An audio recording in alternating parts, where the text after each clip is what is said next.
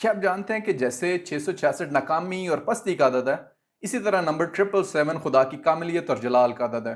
مکاشفہ 21 باب میں آپ کو نئی یروشلم کا ریفرنس ملتا ہے، 7 پیمائشوں، 7 فرشتوں اور 7 کمالات کے ساتھ، 12 دروازے، 7 فرشتے اور 7 گواہیاں۔ جیسے 7 کاملیت کا عدد ہے تو خدا کی کاملیت 3 گنا بڑھ کر 777 بنتی ہے۔ بائبل میں 7 ہمیشہ کاملیت اور تکمیل کو ظاہر کرتا ہے۔ خدا نے تخلیق کو 7 دن میں مکمل کیا، پیدائش 2 باب میں آپ کو اس کا ریفرنس مل جائے گا۔ اور یرو کی دیوار 7 دن کے بعد گرائی گئی، یشوع 6 باب میں آپ کو اس کا ریفرنس مل جائے گا۔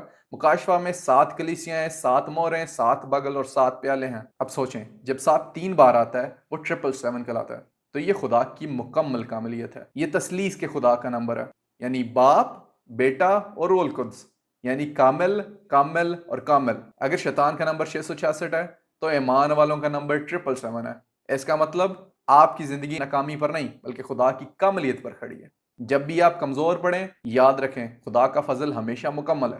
یسوع نے صلیب پر کہا تمام ہوا، یعنی کاملیت پوری ہوئی۔ یہ ہمیں یاد دلاتا ہے کہ خدا کا منصوبہ مکمل ہے اور فتح ہماری ہے۔ خدا کے نمبرز میں راز چھپے ہیں اور وہ نمبرز ہمیشہ اس کی کاملیت کو ظاہر کرتے ہیں۔ May God bless you with this. Thank you so much.